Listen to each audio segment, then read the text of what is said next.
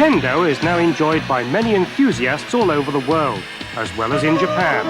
We would like children to learn the correct techniques of Kendo, and thus grow to be healthy adults with strong bodies, honest minds and vigorous spirits through the practice of Kendo. This instruction program, produced by the All Japan Kendo Federation, is designed to show the important fundamental movements and techniques of Kendo. We hope it will help beginners and instructors alike.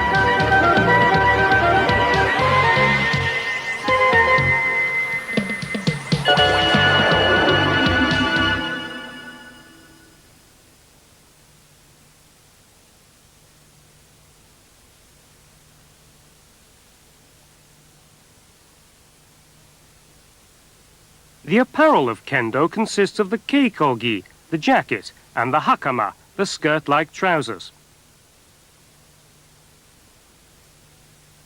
This is how the keikogi is fastened.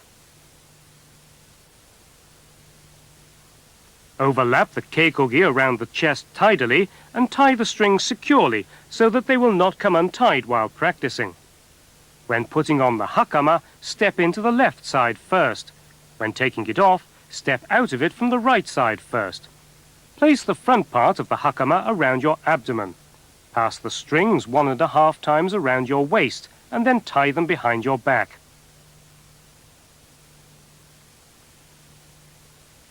Place the koshita, the stiff back part of the hakama, at your waist. Bring the right and left strings of the koshita to your front and tie them in a reef knot.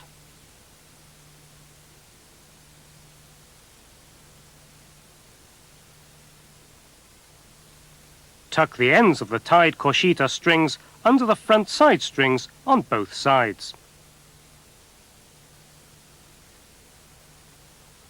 Then put your hands through the openings on both sides of the hakama and pull down the jacket to ensure it's comfortable around your waist.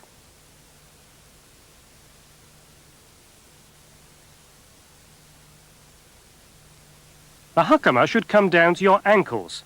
It's important for the back to be higher than the front. When putting on the protective armor, first sit squarely on the floor and then put it on in this order. First put on the tare, which is the waist protector.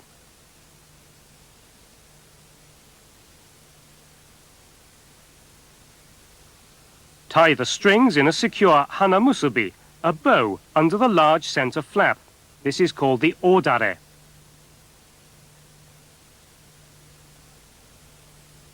When tying on the door, the chest protector, make sure the strings on both sides are the same length.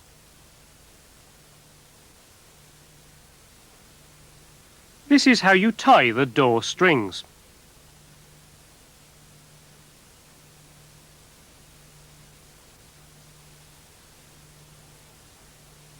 It's important to tie the waist strings in a secure hanamusubi behind your back. Next, wrap the thin cotton towel around your head. This is called the tenugui. There are 2 ways of doing it. This is one.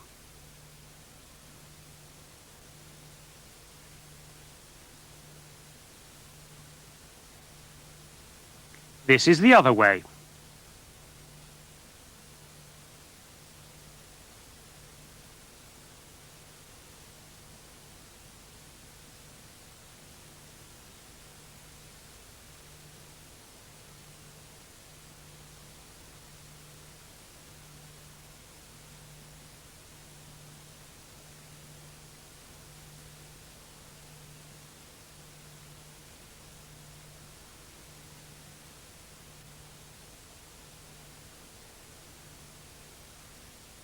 When putting on the mask or men, make sure your chin securely fits into the chin rest. Draw alternately on both strings so that the men securely fits your head and face.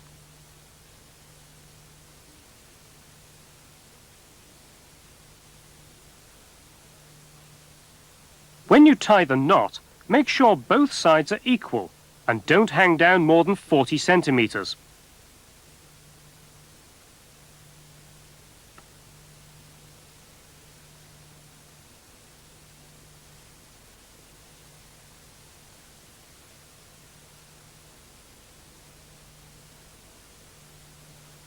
Adjust the strings on either side of your head so they're parallel to each other. Open the men flaps above your ears. This is important to remember in order to avoid damage to your eardrums. There are two ways to anchor the men strings. One way is to fasten them to the top of the men and pass them under the chin. The other way is to fasten them to the fourth metal rib from the bottom.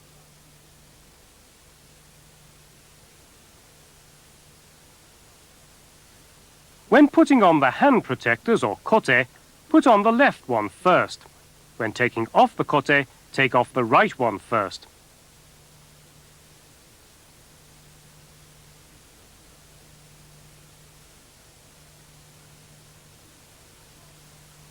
Always put your armor on properly, so it won't come untied while practicing. Learn the names of the part of the shinai, the bamboo sword, the sakigawa, the datotsubu, the nakayui, the tsuba and the tsuka.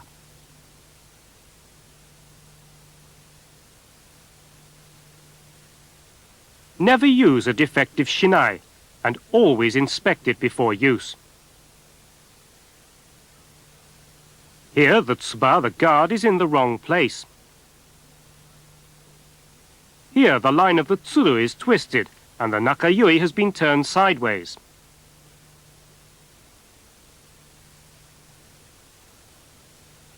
This shinai has a loose nakayui, which has moved towards the tsuka, the hilt. It's extremely dangerous. A shinai that's been repaired with adhesive tape is also very dangerous.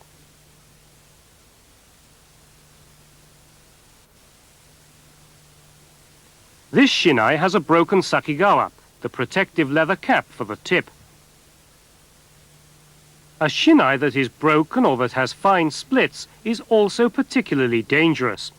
The value of inspecting your shinai before use cannot be emphasized strongly enough. There are many ways to carry kendo equipment, but this is the way most people do. First, insert the kote into the men and carry the men in your right arm. Hold the shinai in your left hand. When placing the equipment on the floor, first sit down squarely. Place your shinai at your left side and ensure that the tsuba is in line with your left knee, with the tsuru facing outward. Place both kote side by side in front of your right knee with the nigiri pointing outward. Place the men on the kote. There are two common ways of placing the tenugui. One is to spread it open over the men. The other way is to fold it into a square and insert it into the men.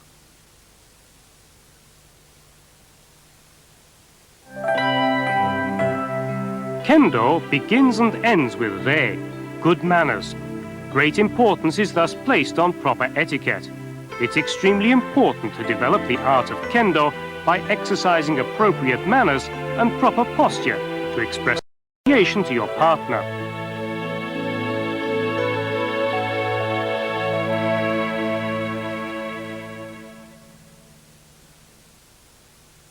Manners are called re. There are two types of re.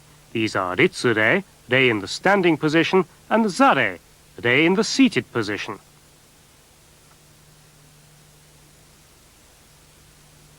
To perform ritsu-re to shinzen, for example, incline your upper body at an angle of about 30 degrees, with your eyes cast down to the floor.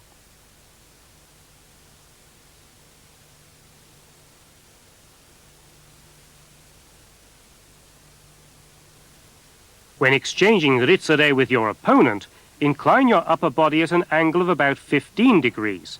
It's considered rude to lose eye contact with your opponent when bowing. This exchange is also called mokure.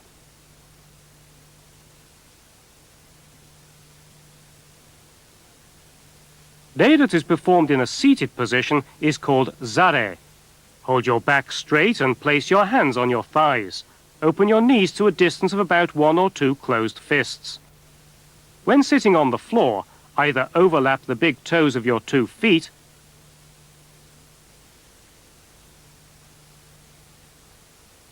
or place them side by side.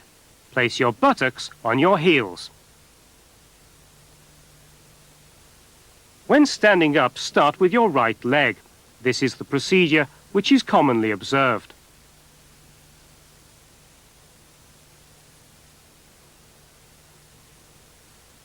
When sitting, start with your left leg.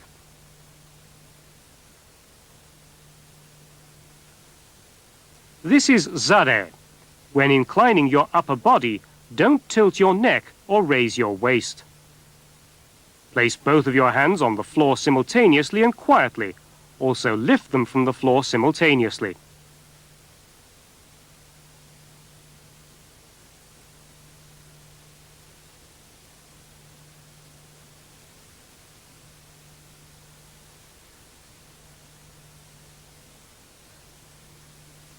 Correct posture is very important. This position is called shizentai and is the natural standing position that constitutes the basis of the kamae, the posture. Keep your chin down, hold your back straight, and relax to release any excessive strain from your shoulders. Let's look at some of the basic kamae or postures. This is chudan no kamae, the most important one in Kendo. This is morote hidari jodan no kamae. This is gedan no kamae.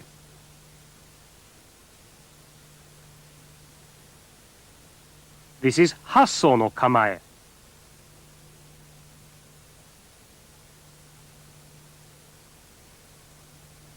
And this is wakigamae.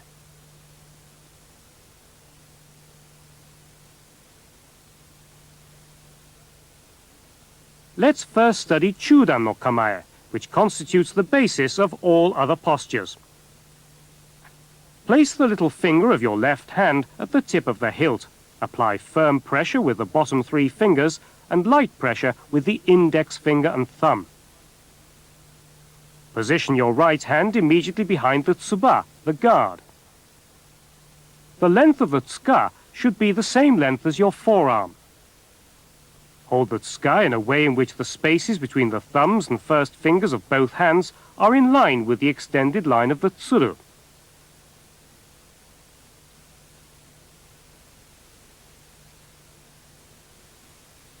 Tense both wrists inwards in a squeezing motion and position your left hand at the height of your navel, about 1 closed fist away from your body. The correct positioning of your hands can be achieved by locating the base of your left thumb at the same height as your navel. This is the correct form of chudan no kamae. This is an example of the wrong way to grip the tsuka with the right and left hands. In this grip, the location of the left hand is too high and both elbows extend too far outward.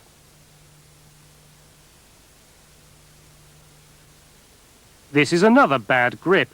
Both hands are squeezing too tightly. The left hand is too low and both elbows extend in a manner that's too straight. This is the correct form of chudan no kamae. Position the kensen, the tip of the sword, at the same height as your throat. When facing your opponent, position the kensen at the same height as your opponent's throat, and direct the extended line of the kensen to point between the 2 eyes or at the left eye of your opponent. Keep the entire body of your opponent in sight, but center your focus around his eyes. Place your toes to point straight ahead and put a distance of about 1 closed fist between your feet. Place the toes of your left foot in line with your right heel. Raise your left heel slightly and balance your weight equally on both feet.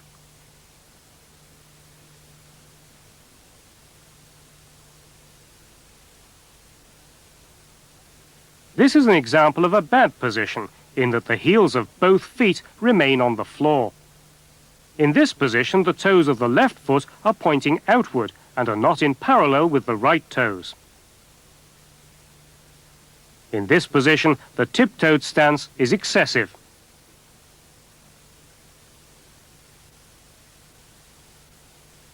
In this position, the 2 feet are spaced too widely apart, forward and backward.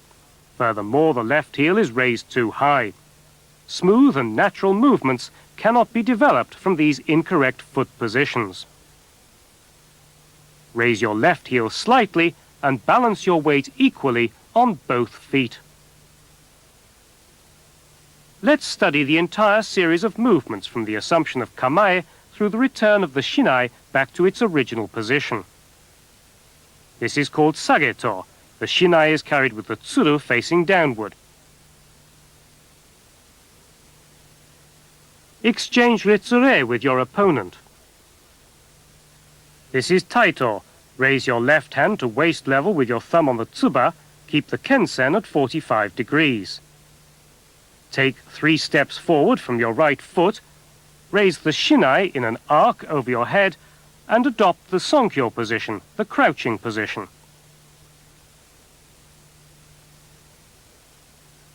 Watch closely how the feet are placed when assuming the sonkyo position.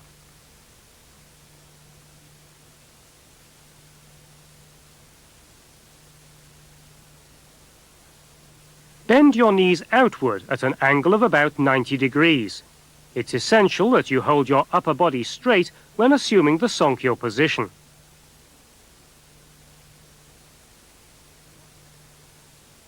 Watch how you and your opponent should assume the required posture, facing each other.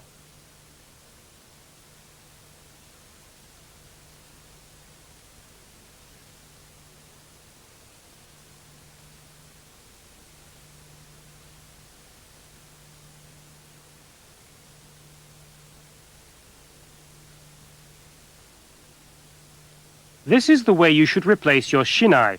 First, return to your original position. Assume chudan no kamae.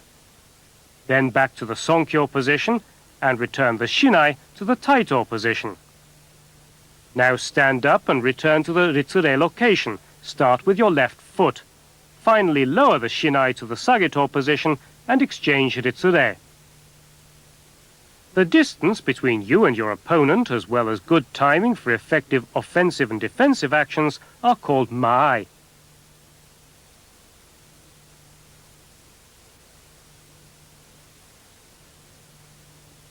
Let's take a look at the basic mai for striking. Issoku ito no mai. 1 step forward enables you to hit your opponent.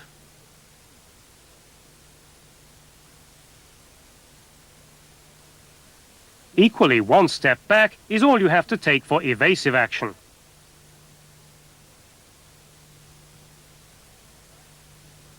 Your shinai and your opponent's should cross at about 10 centimeters from the kensen.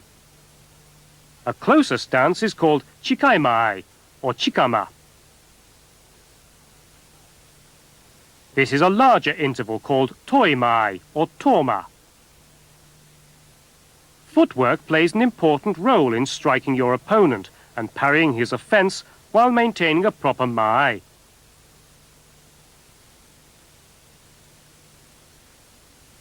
Footwork techniques are known collectively as ashi sabaki. This is ayumi ashi. It enables you to move forward and backward far enough and with sufficient speed when you begin waza or sword technique from a wide mai.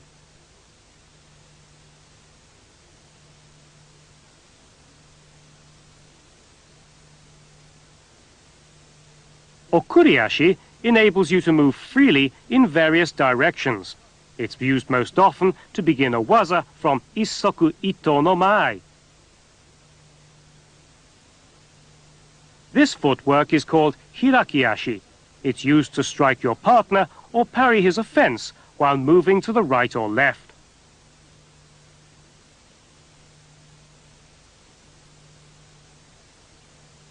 This is tsugiashi. Draw your left foot up behind your right one, then take a big stride forward again with the right leg.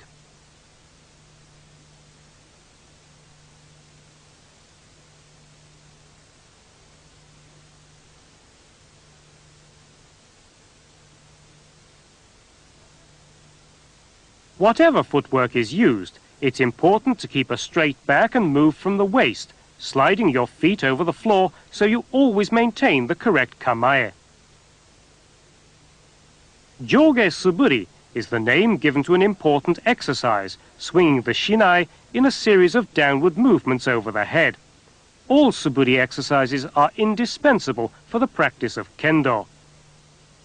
Synchronize the movements of the shinai and your body, and when practicing Joge suburi, make sure that your left hand always passes right in front of the middle of your face. Add forward and backward footwork to your suburi, and describe a large arc with the point of the shinai. This stroke is called naname suburi, which is a diagonal swing. Turn your shinai diagonally over your head and swing downward at a 45-degree angle.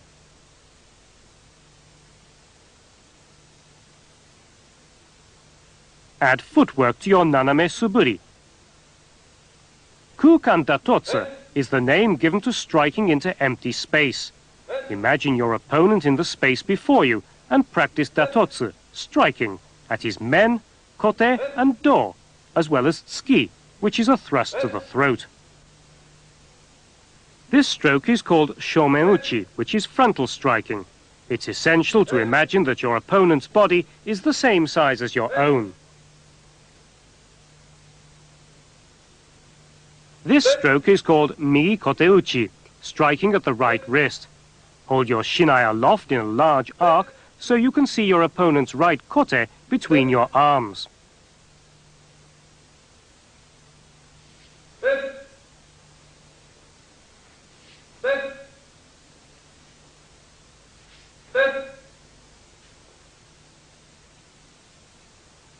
This is migi do-uchi, striking at the right side of the body. The movement comes from the wrist, and your left fist should stay in line with your body. This stroke is called hasuji no kaeshi. Keep your body upright as you twist the blade of the shinai. This stroke is called tsuki, which is a thrust to the throat. Thrust to the throat by stepping in while squeezing both wrists inward. The moment after your thrust, immediately return to the chudan no kamae posture. This is choyaku suburi, which is suburi with a jumping motion added. It's also called haya suburi. This exercise is essential for mastering harmonized arm and leg movements. Swing downward when you step forward and swing upward when you step back. This is a bad example in that the kensen is too far upward and the movement of the left foot is too small. The model is simply jumping here without any stepping movements. Here the left foot is swung too far forward. These are all typical beginner's mistakes.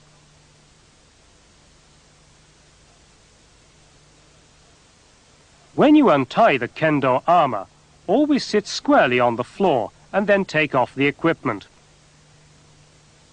When taking off the equipment, take off in this order: right kote, left kote, men,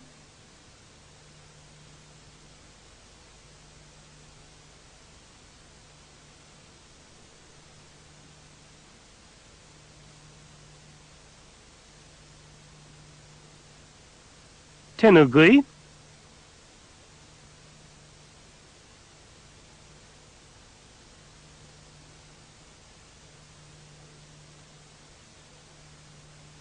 do,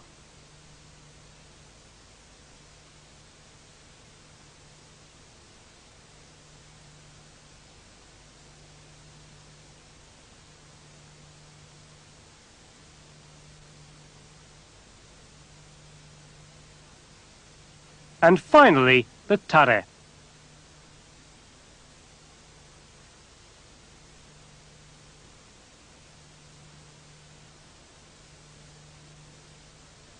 Store the complete set of equipment very carefully in one place.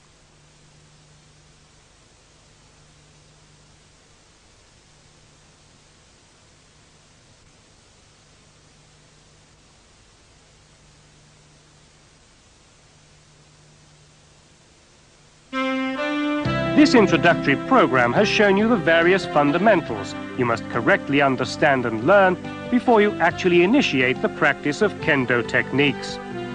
We hope that you'll begin and continue the practice on the basis of what you've learned from this program, so you'll eventually be able to develop advanced techniques.